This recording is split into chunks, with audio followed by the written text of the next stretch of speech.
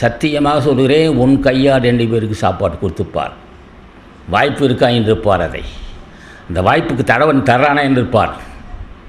என்னடா இவ்வளோ பிரச்சனை, இப்போ 2 பேர்த்துக்கு இப்படி சொல்கிறான், செஞ்சுப்பார். வாய்ப்பு இருக்கான்னு பார். கொடுக்க மனசு இருக்க வேண்டும். அப்படியே மனம் இருந்து கொடுத்தாலும் வாங்குவதற்கு ஆள் வேண்டும்.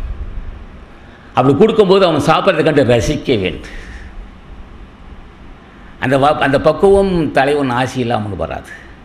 இப்படி அன்பர்கள் இப்போ நேற்று கிட்டத்தட்ட நம்ம ஒரு 2-3 நாள், ஒரு வாரமாக அன்பர் மாதவனும் அன்பர்களும் தொண்டு செய்கிறார்கள், ரகசிய தொண்டு செய்கிறார்கள்.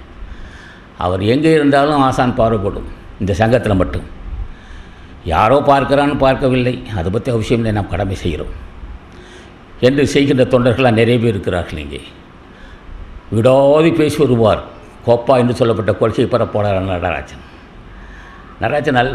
தொடர்ந்து பேசுவார். மணிக்கணக்காக பேசுவார், தளராது பேசுவார். அது ஆசான் பெரிய பேசுவார். அதே போல் அன்பர் மாதவன் ரகசியமாக தொண்டு செய்வார். எங்கடா எதோ குறை தீருதுன்னு பார்ப்பேன்.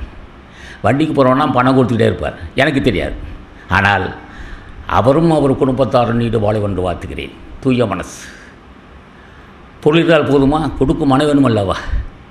கொடுக்கும் மனம் தலைவன் திருவுள் இல்லாமல் வருமானு கேட்டேன். யாரடாதவன்?